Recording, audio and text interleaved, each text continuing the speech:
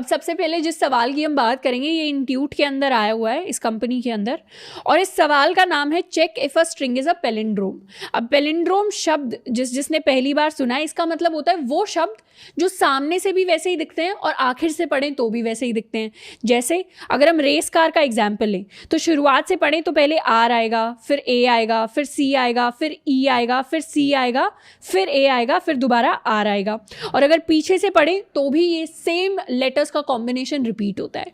नून जो वर्ड है इसमें भी चाहे सामने से पढ़ लें चाहे पीछे से पढ़ लें, सेम वर्ड हम पढ़ रहे होंगे। मैडम में भी सामने से पढ़ लें पीछे से पढ़ लें, सेम वर्ड पढ़ रहे होंगे।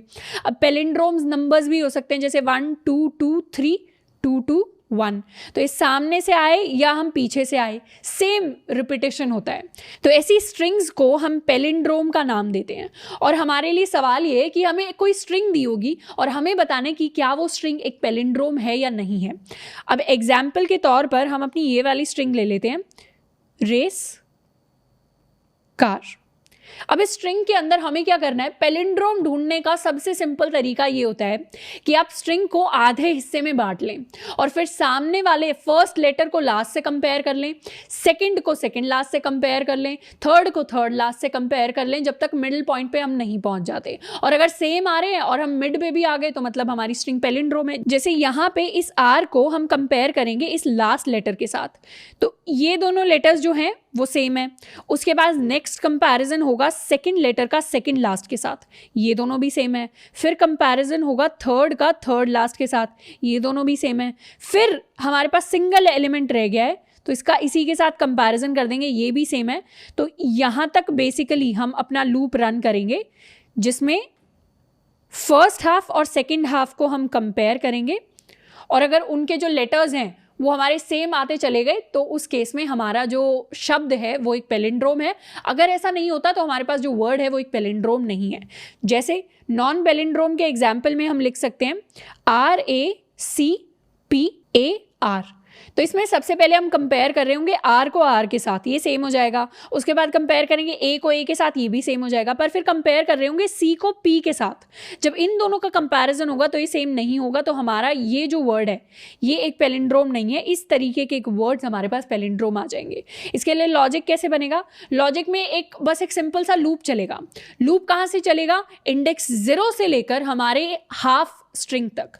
तो उसके लिए हम क्या लिखेंगे, for int i equal 0 to हमारी लेंथ बाय 2, हाफ लेंथ तक हमारा लूप चल रहा होगा। कंपेयर किस किस को करेंगे, कंपेयर करेंगे स्ट्रिंग के इंडेक्स i को अपनी स्ट्रिंग के इंडेक्स n-i-1 के साथ।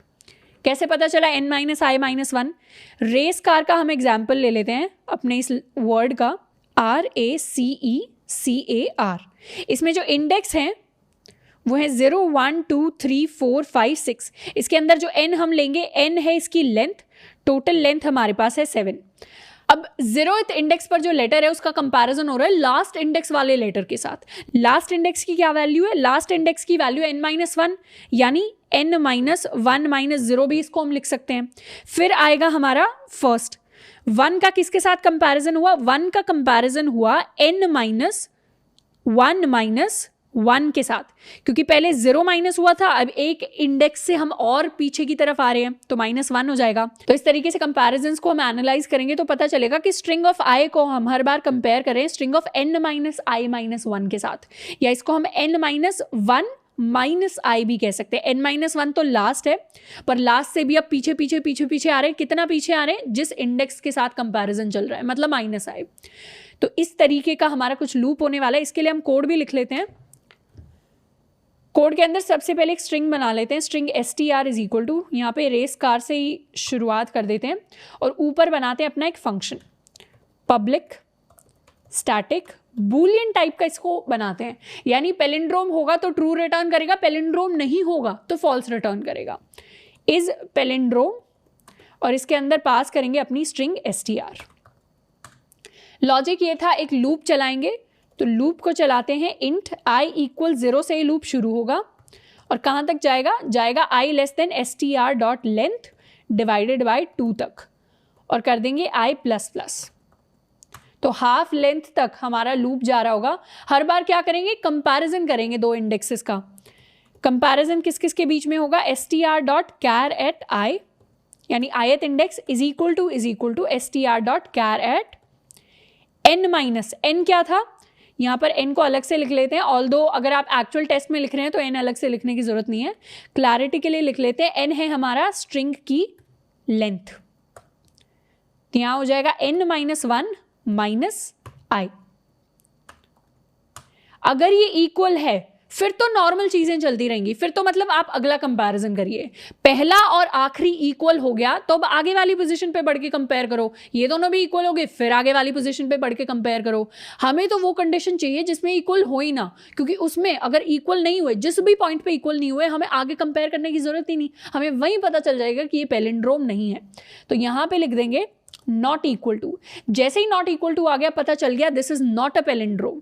ये कौन सी कंडीशन है, नॉट अ पैलिंड्रोम वाली कंडीशन है। तो यहाँ पे सिंपली हम रिटर्न कर देंगे फॉल्स। आगे के कंपैरिजंस करने ही नहीं, यहाँ पे आप सिंपली फॉल्स रिटर्न कर दीजिए। पर ये सारे के सारे कंपैरिजंस अगर ट्रू दे देते हैं तो लास्ट में यहाँ से भी हम रिटर्न कर देंगे ट्रू को। तो देख लेते हैं, फंक्शन कॉल करते हैं इज पैलिंड्रोम, जिसके अंदर पास कर देंगे str।